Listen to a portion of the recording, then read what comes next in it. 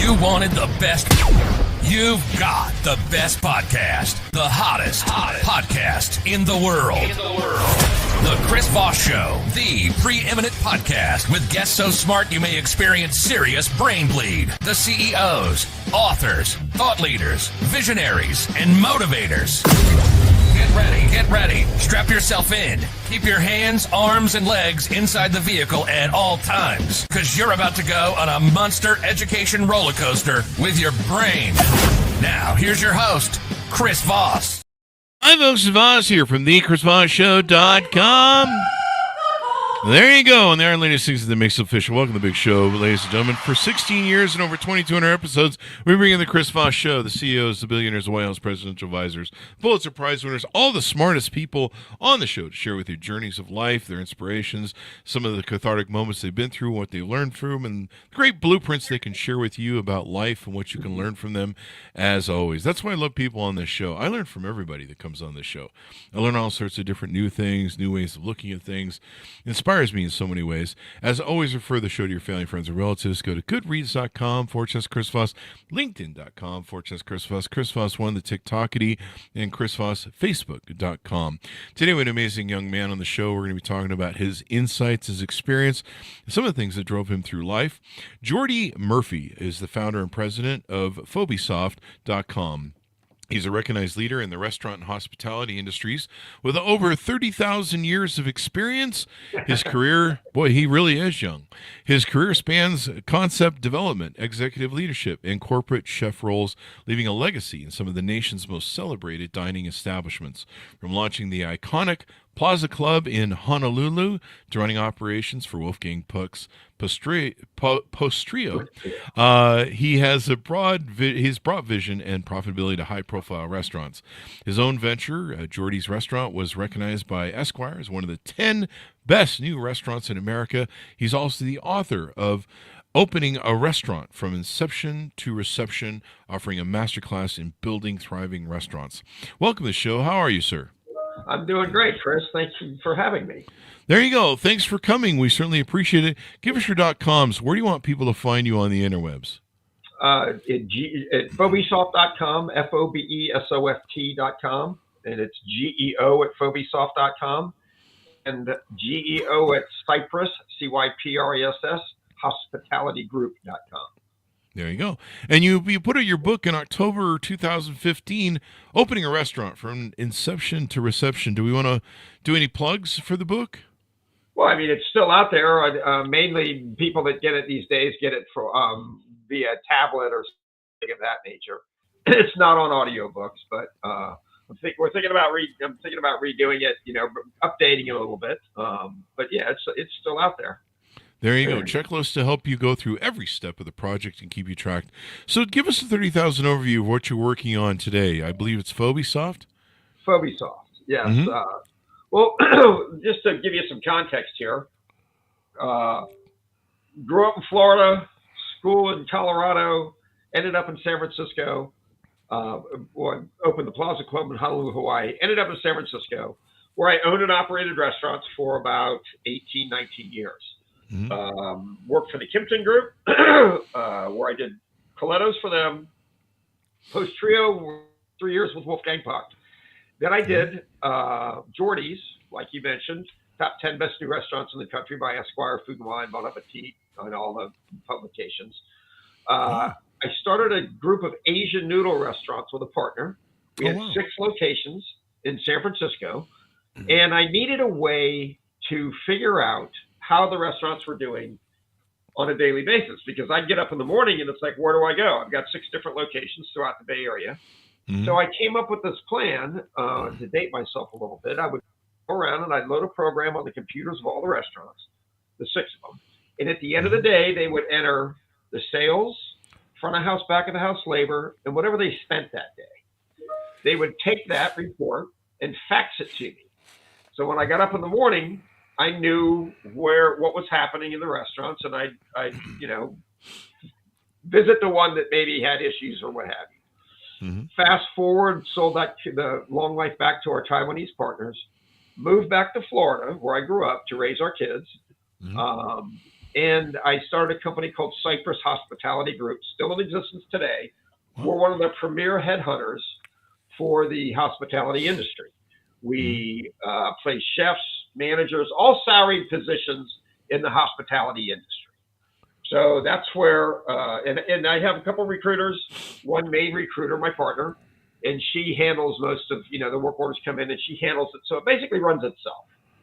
And probably 8 or 9 years ago, I'm a cyclist and I was riding my bike one morning after numerous calls from friends in the Bay Area. Can you run some numbers for me? I'm going to open a restaurant. Would you do a projection for me? I don't know what my P&L, I got issues. Can you help me? So I had this idea, and I remember I was listening to Steve Jobs' book, and he made a comment that if you can identify a problem and solve that problem, you have an opportunity. Yeah. So that day, I went into my office, and I thought, you know what, I'm going to find a program. So I just started, I made phone calls. In a few weeks, I found the right guy, Raj, who's my partner today, lives here in Jacksonville. And we have a development team in India, but he's like the main guy. And my other partner, Matthew Sloan, who does sales. And what we did is we initially built it, and you had to still make all these entries. Well, now with development or whatever, what we do is Ubisoft gives restaurants. The restaurant business is a rear view mirror business. They operate for a month. They turn around and look at a bookkeeper and accountant who hopefully knows what they're doing, because a lot of them, just use like QuickBooks and it's not set up correctly. And they make money last month. Well, they're already 2 weeks into the following month. So if they have issues, those problems are being compounded. Yeah. What Phobisoft does is it gives you a daily profit and loss statement from sales through rent. Oh, wow. It runs month to date, compares to a budget, and it's either red or green.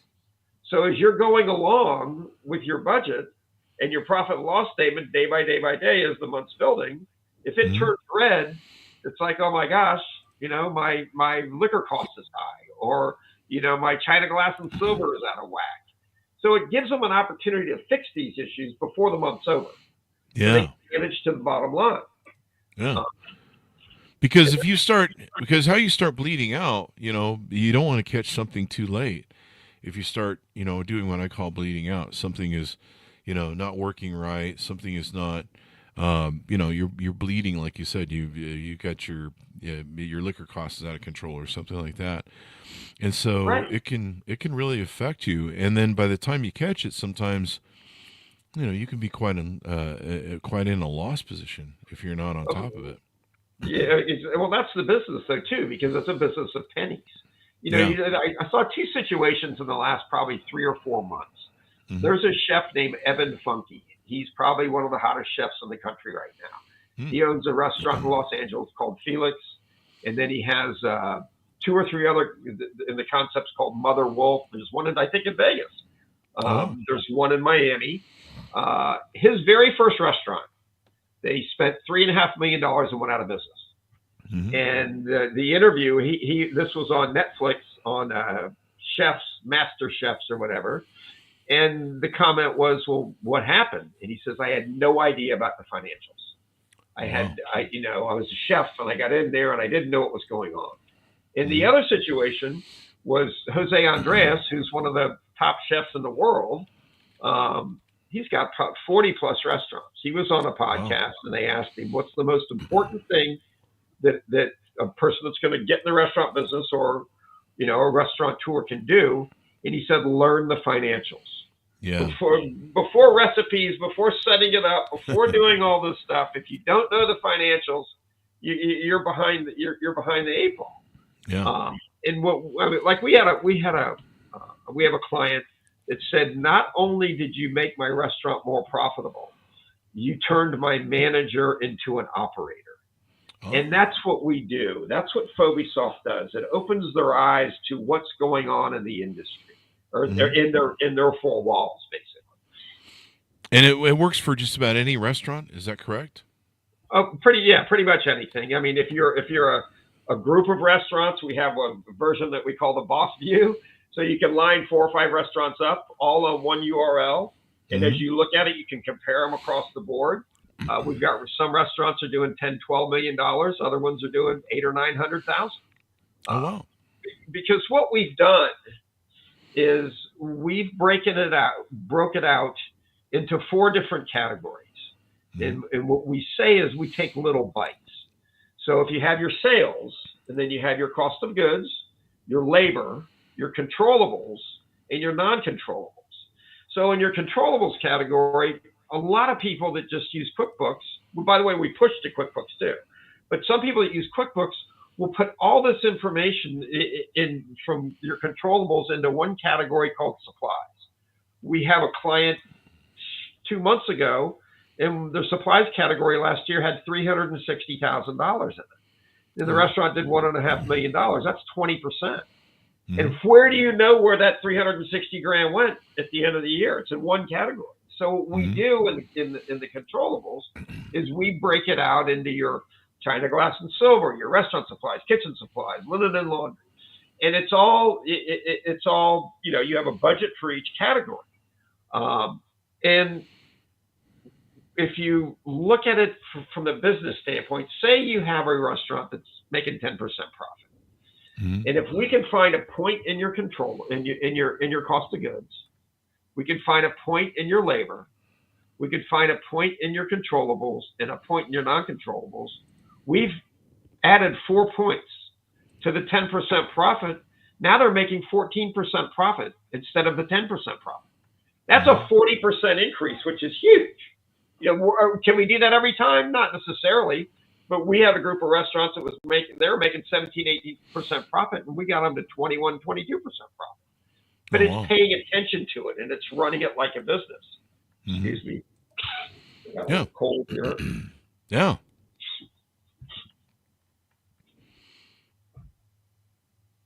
There you go. So it helps you run it like a business. So restaurants can take and use this and utilize it. I noticed it says increase your restaurant profit by 20 to 40% in just 5 minutes a day. So there you go.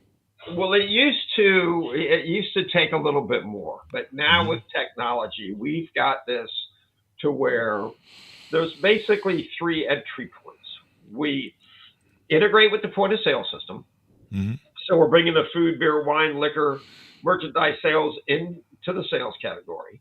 We're bringing the front of house and back of the house labor in because we have the salaries built into the back end. We have your payroll taxes, your workman's comp, all that. So you're getting a true labor figure. We have EDI connections with all the major broadliners, Cisco, US Foods, Benny, Keith, all the big ones. So when the invoice hits the restaurant, the invoice hits PhobeSoft.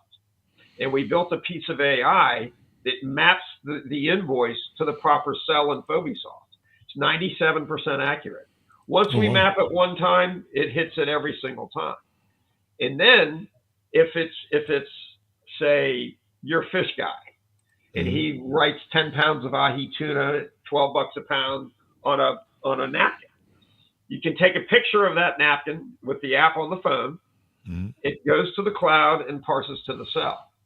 So we're basically giving someone a full profit and loss statement every single day. And they barely spend any time on it whatsoever because the information's coming through technology. And then what we do a couple times a month, if they're into it, we hook them up on our alert program. And the 7th of the month, we shoot them a P&L compared to their budget. Here's where you are. Boom, boom, boom, boom, boom. The 20th of the month, we shoot it to them again. Here's where you are. Boom, boom, boom, boom. So what we've done is we've given people in the restaurant business a roadmap to become more profitable. One of the issues in the industry is you get in those 4 walls and you're working 50, 60, 70 hours a week. Sometimes you don't know where to turn and you don't have someone to ask the question to. Our support team is all ex-restaurateurs. You can ask them a question about anything, any item, any cost, any what have you, and they have the knowledge to help solve any issues that are out there, or at least have a plan that someone can go along the path to get to the result that they want. There you go.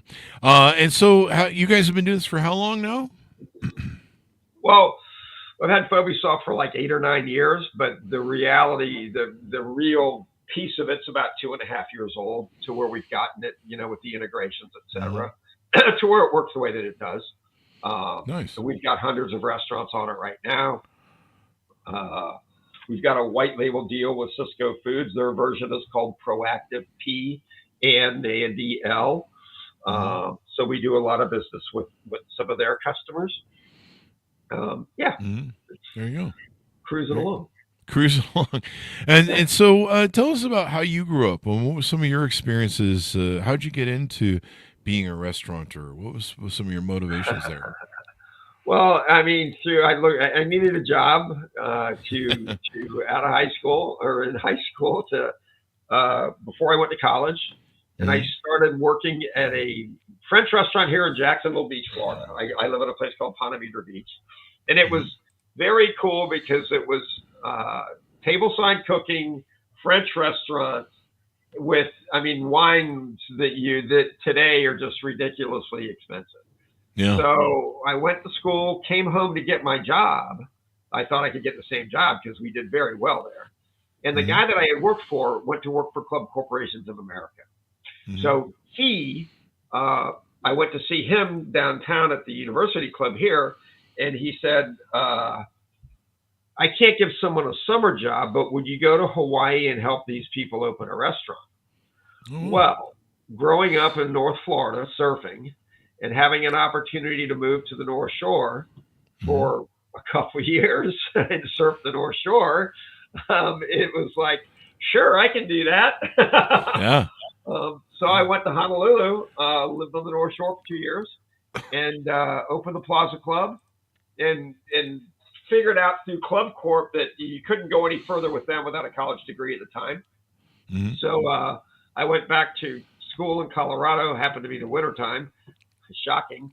When the snow was flying. It's got to be fun. And I finished school, graduated college, and then went to work for Club Corp in Dallas, Texas, where I ran a country club for them called Canyon Creek Country Club in Richardson, Texas. Oh, wow. And that's how I, bounced back into it. What do you find is fulfilling about the work that you do and being in that field? Well, it's the easy answer is that we're helping people, but we're opening the eyes of a lot of restaurateurs. It's Matthew, one of our partners, makes this comment that it's no surprise that the restaurant world is run on QuickBooks. Well, it kind of is. There's 800,000 restaurants in the country. Wow. And, a lot of people, it's like, I just need to find a bookkeeper, and then I've got QuickBooks. So they know what they're doing, and they're putting all their financial wherewithal into this person that they think is doing things correctly. And all this person does, they could be an accountant for, a manufacturing company or a clothing store or whatever that has a bunch of accounts, and they set it up like they would a normal business. But in the restaurant business, the main piece is your cost of goods, and it's calculated differently than a manufacturing business. Yeah. You get your percentages of sales off that category of sales. Like your spend on food is divided by your sales on food. Your spend on liquor by your sales on liquor. Your cost of goods on wine, beer, etc., is calculated by the sales on beer and wine, etc. So what we found numerous times is just the other day we had one with the guys like, well, I'm running a 31% food cost. And I'm on the phone and I was talking to him and I calculated and I said, well, that's off total sales. The reality is your food cost is 45%. Yeah. And the guy about was like, oh my God. Holy crap. And then once we walked through it, it's like, wow. Yeah, exactly. So it's helping people. It's opening their eyes. It's turning restaurant managers into operators. And it's fun. It keeps me in the industry. And I don't have a set of keys, as we like to say. There you go. Yeah. That's one way. That's one way of doing it. So let's talk about your other venture that you have, the Cypress Hospitality Group. What do you do over there, and how do you do it? Well, Cypress, we're one of the premier headhunters in the country for the hospitality business. We Okay. find chefs, managers,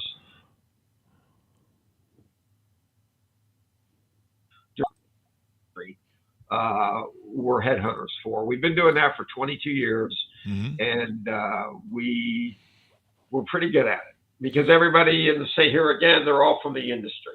You have to know that if Daniel Ballou needs a assistant manager, you're not sending him an assistant manager from Fridays. You send well, I mean, some people there's so many people that have attacked the hospitality business to be a headhunter that don't understand. They just send paper. We interview the people, we send bios on the people, we headshots. If they're chefs, we send pictures of their food. Like right now, we're looking for a chef and a manager in South Florida. We need sommeliers and assistant managers in North Florida. I need a couple people in Alaska. I need people in Northern California. Wow. So yeah. Yeah. There you go. So you guys now, how do people sign up for that? Do you have to find them, or can they apply? It looks like people, if they're looking for talent, they can go to your website and submit, who they're looking for, I guess. Well, it's just what we do is we have a conversation with them first to find out exactly what their needs are. Okay. And then we can, prepare correctly and sell the opportunity the best. So it's just, an email to me, geo@cypresshospitalitygroup.com. And then, I have a conversation with them, and they have a conversation with the headhunter, and we go from there. There you go. And we pretty much can take care of it in, a week to 2 weeks. We fill most of the positions. 95% are filled within the first 2 to 3 weeks. So, because what happens now in the industry, people are pulled in so many directions. It's like, oh, I'm going to put an ad on, these different websites, and they get inundated with resumes. Well, they don't have the time to go through all the resumes because they're doing so many different things. Whereas this is what we, the Cypress people do all day long. We have people all over the place. There you go. So people can sign up there. They can find what they want. It says you have a 93% placement rate within the first week of receiving a work order. Exactly. If people are looking for work, can they contact you, or is it just? Yes, they can send their resumes, but it depends on where. If I get a resume for someone, say in Chicago right now, I don't have any work orders in Chicago, but we put them in the database, and they get phone calls occasionally. There you go. So that's casinos, restaurants. I live in Vegas, so I imagine casinos are always looking for hospitality people and stuff like that. Casinos are a little different, though. The restaurants and the casinos are we've done a ton of work. I've done work for Wolf out there. I've done work for Michael Mina, for a bunch of different, restaurateurs in Las Vegas. Casinos are a little different because of the security requirements and all that. We kind of they have their own way of doing things. Yeah. Yeah. There you go. So fun is fun. What haven't we talked about with the two companies you have that people should know about? I don't know. We've, well, here's we covered a lot. Yeah. I mean, we've just to give you an indication on, since I guess the last 6 or 8 months, we processed $500 million worth of invoices through our Microsoft Azure and the AI that we built. And we teach people how to take small bites from Infobisoft to get to the profitability that they want to be at. And we do most of the work for them. Like we set their budgets up, we do all that. With Cypress, if you need help, be it chef, sous chef, manager, general manager, we do that all day, every day. And we can find those people pretty much anywhere. There you go. So we got it all in the can. Give people your final thoughts as we go out and tell people how they can onboard with you at both websites and find out more. Well, it's pretty simple. The email address is geo@fobesoft.com, FOBESOFT.com. And at Cypress, it's GEO at Cypress, CYPRESS, hospitalitygroup.com. And both websites, it's phobesoft.com and cypresshospitalitygroup.com. And then there's, of course, Facebook, and et cetera, Phobesoft and Cypress Hospitality Group. Sounds good. Serving the restaurant industry, because we need more good restaurants in this world. We definitely do. We need more that operate and stay around, too. Yeah, and probably, I mean, what's the employment condition like of restaurants right now? Is there people fighting over, top employees, or how's that working out? Tough. It's there's less people getting into it, and it's still continuing. More restaurants open. It's because all those young Gen Zers, they're into Instagram. Well, they'd rather be in the restaurant than work in the restaurant. Yeah, that's true. That's true. I would, but you don't want me cooking anything. I'm not that great of a cook, but I often joke that I should go to chef school so that I can maybe meet the woman of my dreams, maybe, and have her be a cordon bleu. Cordon bleu chef. That, or I just need to hang out outside the exit or something and pick up. So there you go. Well, thank you very much, Geordy, for being on the show. We really appreciate it. I appreciate it too, Chris. There you go. Thanks, Arnis, for tuning in. Go to goodreads.com/Chris Voss, LinkedIn.com/Chris Voss. Chris Voss, one of the TikToking and all those crazy places on the internet. Be good to each other. Stay safe. We'll see you next time.